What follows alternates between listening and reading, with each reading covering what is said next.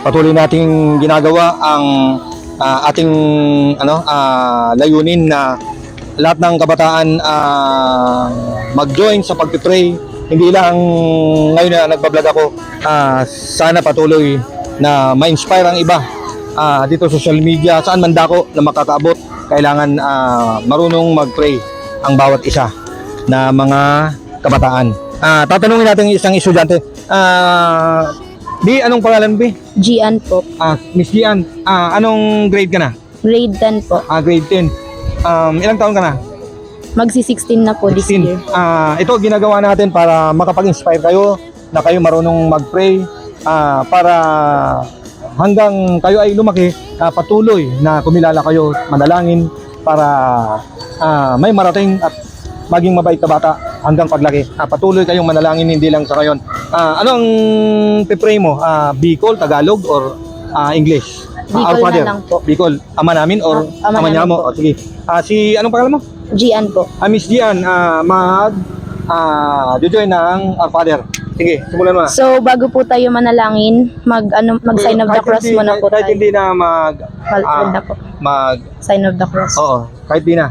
Sige, basta sa puso at sa isip talagang nasa spiritual ang layunin mo. Sige, simulan mo na. Ama namin, sumasalangit ka, sambahin ang ngalan mo, mapasa amin ang kaharian mo, sundin ang loob mo dito sa lupa para ng sa langit. At huwag mo kaming ipaintulot sa tukso at iadya mo kami sa lahat ng masama. Amen. Very good. Yun po ang niya, Bicol po, ang language na pinagdasal niya. Ito po ay inspirasyon para sa iba, para matuto din ng iba at makapagbigay tayo ng paalala sa iba. Sabihin mo sa iba na sana lahat tayong mga kabataan manalangin. Sana po lahat ng mga kabataan dyan, manalangin At po mga tayo. estudyante. At mga estudyante po kasi importante po ang manalangin. Salamat. Yun lang po. Ito lang po ang makakaya natin na i-price ano ang pangalan? Gian po. Miss Gian. Smart bracelet saka ang rosary, ano na po ito? Blessed na to. Isang rosary. Yun ang kaya nang natin kasi hindi pa tayo malaki ang natin ang dito sa Facebook. Ito ay lang natin.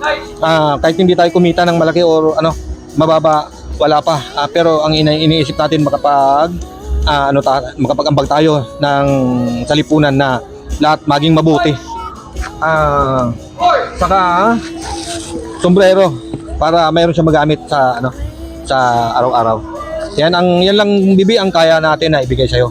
Pasensya ka na dahil ito'y natin para makapag-inspire ka sa kapwa mo din na lahat ng kabataan. Saan man ito makakarating. Salamat, Bibi. Ano ang pangalan mo, Bibi? Gian po. Si Miss Gian. Salamat, Miss Gian. Salamat. Sige po. Sige.